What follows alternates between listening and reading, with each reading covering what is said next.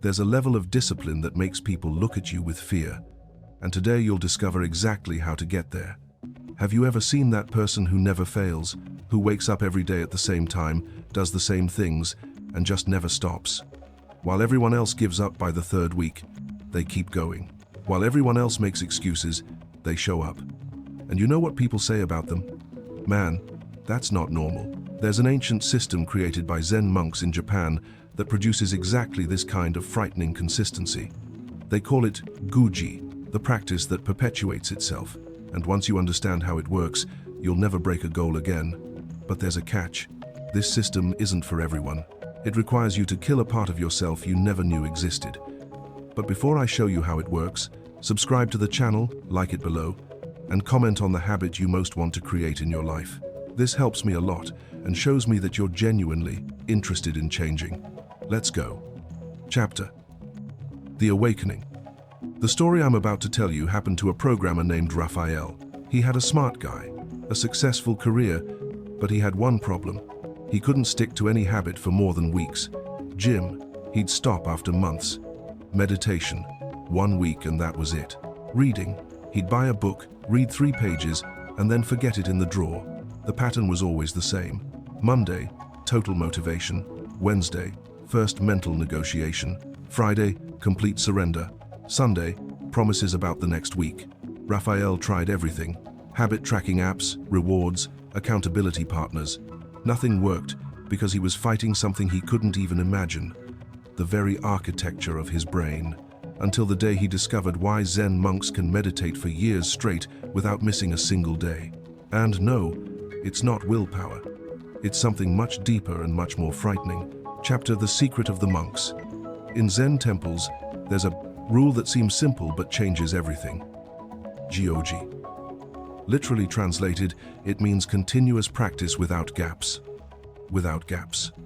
Do you understand what that means?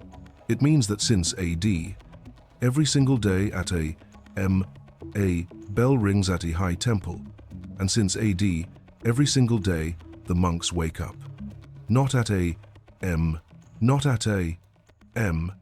exactly at a You want to know what never happens in that temple? No monk lies in bed thinking, today I'm going to jump. The question simply doesn't exist in their minds. Why? Because they understand something you don't yet. Your brain categorizes every commitment into 2 boxes, reversible or irreversible. Reversible commitments become mental negotiations. Irreversible commitments simply happen. When a monk takes his vows in front of the entire community, he's not making a promise. He's changing his identity. He's not promising to try to meditate. He's declaring himself a meditator. The community witnesses it. The identity changes. The negotiation ends. A Harvard University neuroscientist who has been studying habits for years has discovered something revolutionary. When you make a behavior public, your primitive brain interprets failure as a survival threat. Our ancestors who lost status in the tribe died. Your brain still works that way. That's exactly what Raphael did. He stopped making private promises and started making public declarations. He wrote on paper, "I am a person who meditates minutes every day at a for consecutive days." He signed it. He posted it on social media. He told everyone. His girlfriend said, "You're being too dramatic." His co-workers said, "Man, you're trying too hard." Perfect. Every person he knew became fuel. Every morning he wanted to give up. He thought about having to look everyone in the face and admit he was just another guy who couldn't deliver on his promises. Day 3 brought the first real test. The alarm clock was a Immediately my mind began its usual routine. You're exhausted. This isn't healthy. One day won't make a difference. But something fundamental had changed. The thought of posting online that he'd lost after days was unbearable, having to look his girlfriend in the face and admit he'd given up again. The public declaration had made giving up more painful than continuing. But here the real problem began. Chapter: The Internal War. Even with all this social pressure, Raphael was still waging war every single day. His body didn't care about his reputation. He wanted to sleep when he was tired. The public declaration ended the mental negotiation, but he still fought biology every morning. That's when he discovered the monk's second principle, non-negotiable hours. Every day, You waste mental energy on the same stupid question. When will I do this? Now or after breakfast? In the morning or at night? This decision burns up glucose in your brain that should be used for actual practice. You're wasting your fuel deciding when to drive. Instead of actually driving, Raphael chose a M, not because he was a morning person who loved watching the sunrise. He chose a M because the world was asleep. No messages, no emails, no distractions, no excuses. The time wasn't about optimization, it was about elimination. Eliminating every possible reason to do it later. The first week was hell. Your body fought against it every morning. That's normal. Your body is a machine that works with patterns, and you're forcing it to build a new pattern. It resists.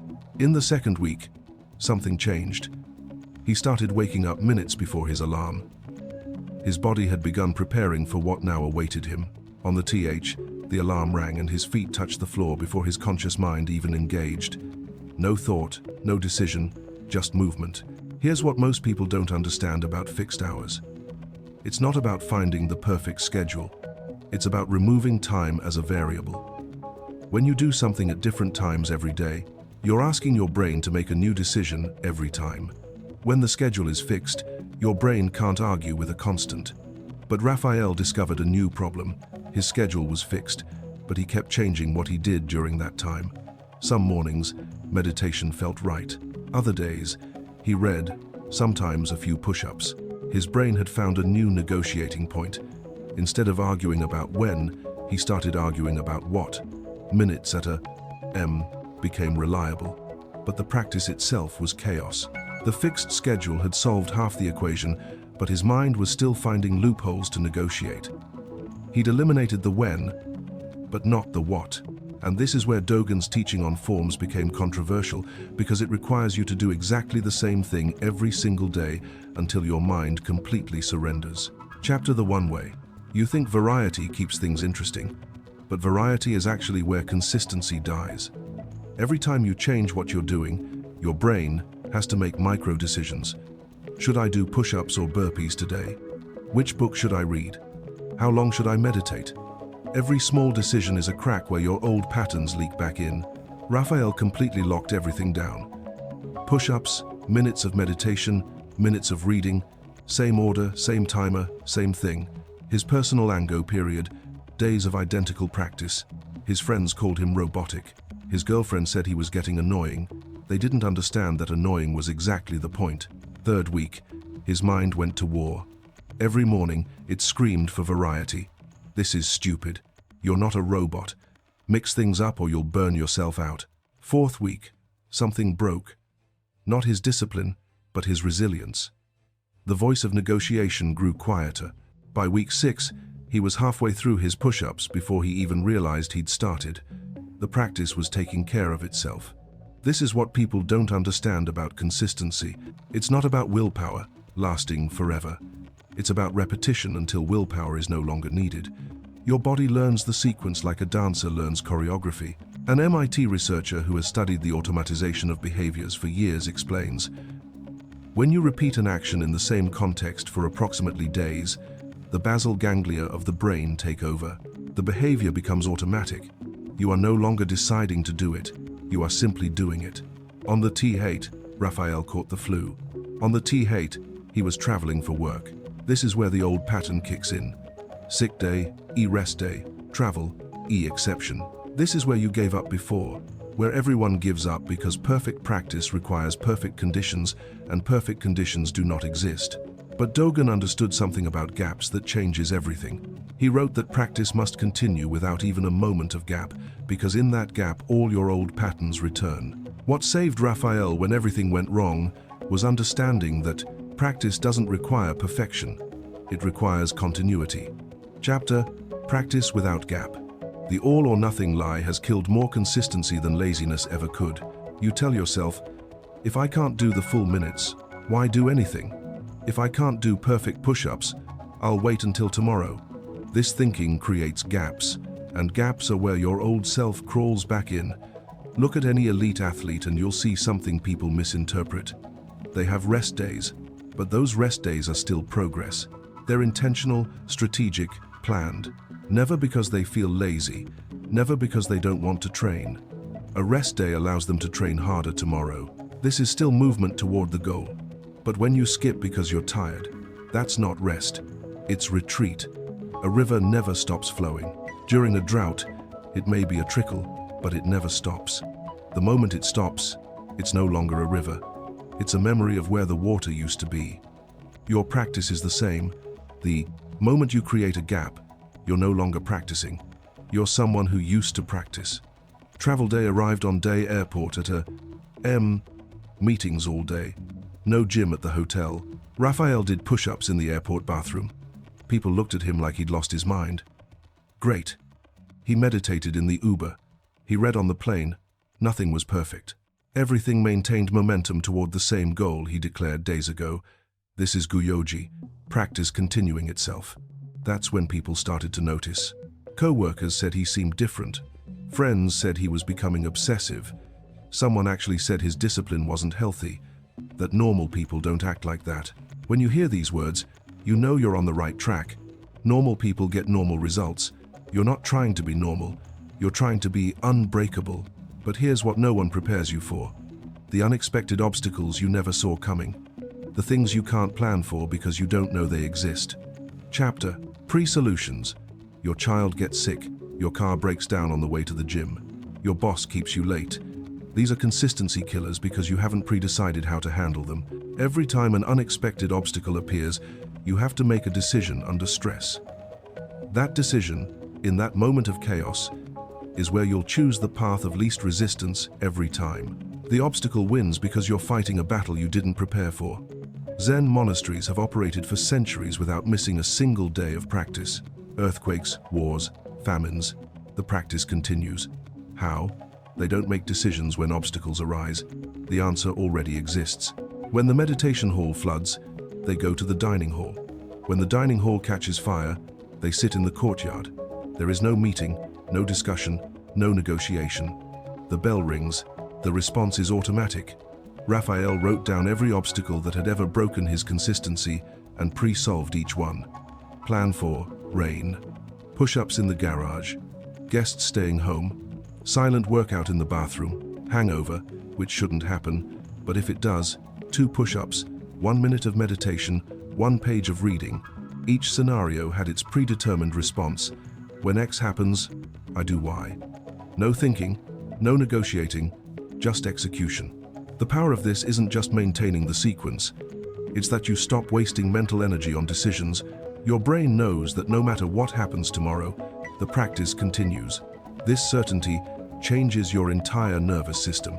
A Yale University behavioral psychologist who has been studying decision for years found when you pre-decide your actions, you remove decision fatigue from the critical moment. Your prefrontal cortex, responsible for willpower, remains intact to execute rather than decide. Raphael's practice had become completely automatic. He would sometimes wake up, not even remembering doing the push-ups. His body simply moved through the sequence, like a programmed machine. His girlfriend's mother visited for a week. He did push-ups in the bathroom at a The practice continued because the answers were already written. On the he completed his personal ango. Months of uninterrupted practice. But something deeper had happened.